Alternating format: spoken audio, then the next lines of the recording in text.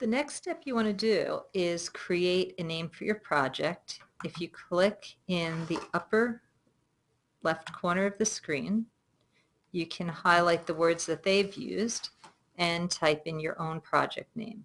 You probably want to give it the name of your school and perhaps a team name. And sometimes if you think you might do this project again, it's useful to put a year and a month in front of it.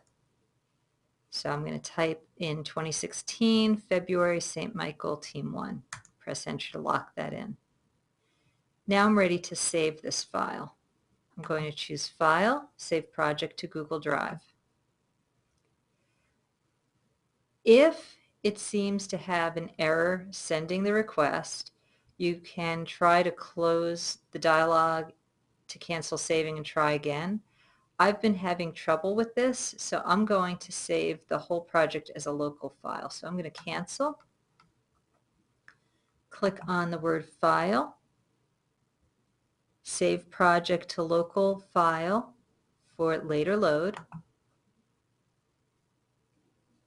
and download this project to load it later to continue working on it. I'll give a click on that file name, and here it is down in the lower corner.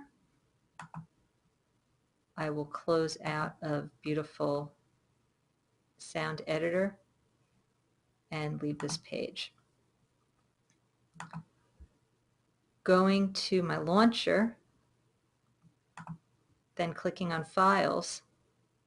Here's the file in my Downloads folder. To bring that file back, I'll click on the launcher.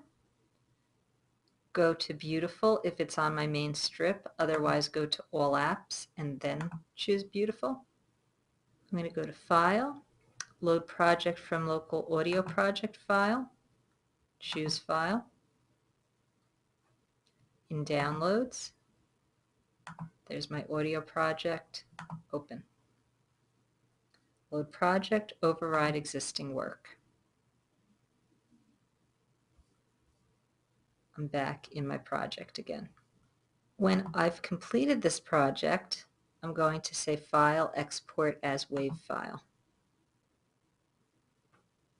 This is the file that I want to export.